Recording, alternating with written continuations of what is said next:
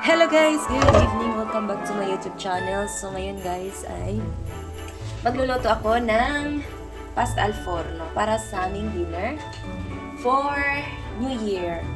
So, nagisa ko ngayon ng garlic at saka onion sa oil na olive. Olive oil yung gamit ko guys. Para mas sarap. At maglagay din tayo ng basil. Dami ng basilica. Basil. So, igisa natin sila kunti.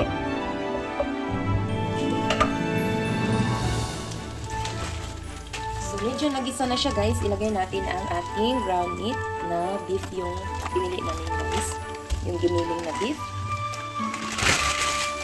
250 grams ang nilagay na guys na karne.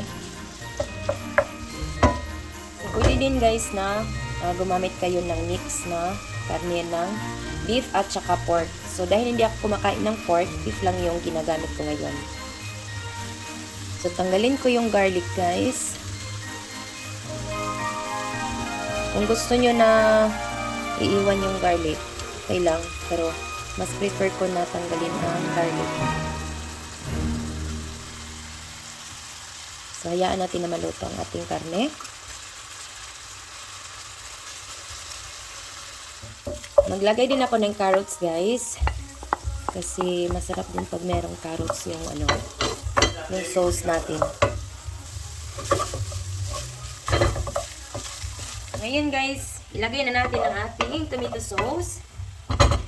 Ito yung marka ang gagamitin ko guys. Tapos yung isang marka din. Kasi half lang ito ginamit ko na kasi kanina umaga. Para sa pasta. So, ang isang marka ay ito. Ito yung mas masarap guys. Mas matamis yung sauce na ito. Hintayin lang natin na medyo lalapot yung sauce. Kasi nilagyan ko din ng tubig para malinis yung yung bottle.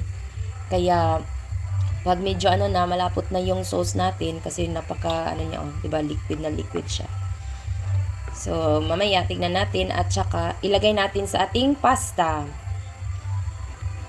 So, please keep watching lang guys para makita nyo ang resulta ng ating pasta al forno. So, habang naghihintay tayo na lalapot yung sauce natin guys, magpakulo tayo ng tubig. So, ang tubig nito guys, hindi yan, hindi yan dirty.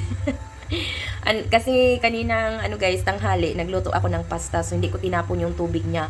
So, yan ang resulta. Dinagdagan ko lang siya ng konting tubig para mag-save tayo ng tubig guys. Hindi naman yan dirty yung natin, yung tubig natin. So, hintayin lang natin na kukulo siya at ilagay natin ang ating pasta. 500 grams ito guys. So, dalawa lang kami yung kakain. Hindi ko ilagay lahat. 250 grams lang ilalagay ko. So, half lang ng bosta na ito.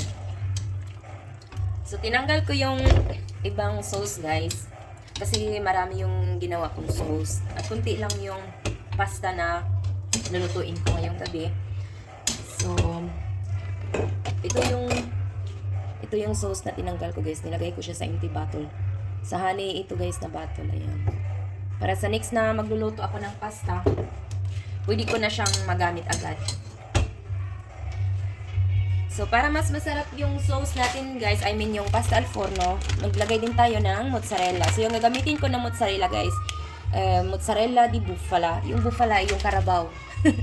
So, ayan guys, lagyan natin sa ibabaw. Tapos, i-mix natin yan sila guys. At kapag may pasta guys with sauce or pasta al forno, hindi mawala ang parmesan. Ayan, parmesan. Yung grated cheese. I-mix natin yan guys. Ayan. At ilagay natin sa tray. At saka ilagay sa oven. So, ayan na siya guys. Nilagay ko na siya sa tray. At sa ibabaw, lagyan ko ng bechamela. Ayan ang bechamela na gagamitin ko guys. So, ayan na guys. Nilagyan ko ng bechamela. So, ngayon ilagay natin sa ating oven.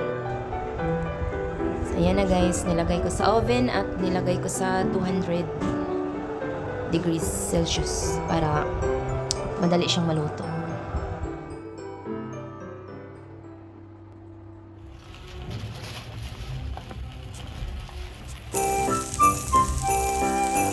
So, ayan na guys. Luto na yung pasta al forno.